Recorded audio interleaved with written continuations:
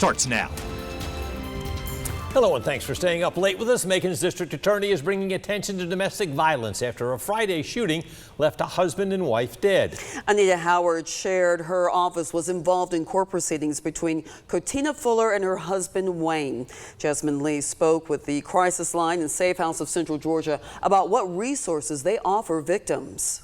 A woman was found dead at a gas station here in Macon due to domestic violence. Now, I spoke with a woman from the crisis line in Safe Houses of Central Georgia. She encourages anyone dealing with domestic violence to reach out. So this has been a continuing problem. The Bibb Sheriff's Office believes Cotina Fuller's husband, Wayne Fuller, shot her before leading deputies on a chase and shooting himself in Henry County. No one is deserving of abuse. No one should have to go through this or receive a phone call that this happened to their parent. Suzanne Walker is the director of programs of the crisis line in Safe House of Central Georgia. She encourages those who are experiencing domestic violence to speak up. If you see someone that you think is going through an abusive relationship, let them know that you support them. District Attorney Anita Howard said her office was aware Cotina filed a temporary protective order against Wayne in April and he violated it. We refuse to drop the charges because we believe that Wayne Fuller posed a danger not only to Cotina Fuller but to the community.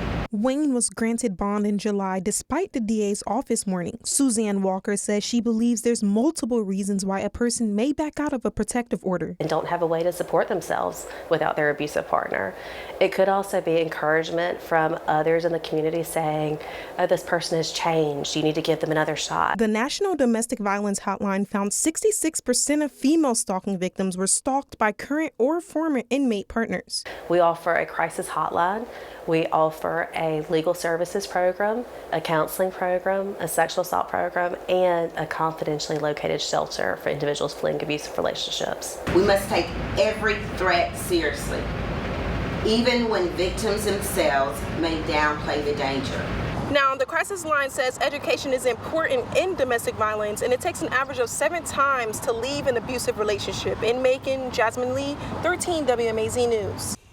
DA Howard called for better risk assessment tools in court to determine if a suspect poses a threat. Wayne Fuller was able to make bond despite the DA's office vocalizing concerns that they thought he was a threat to the community.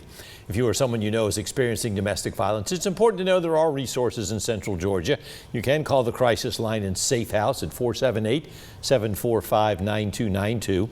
There's also Wings in Dublin, a state-certified family violence and sexual assault intervention program.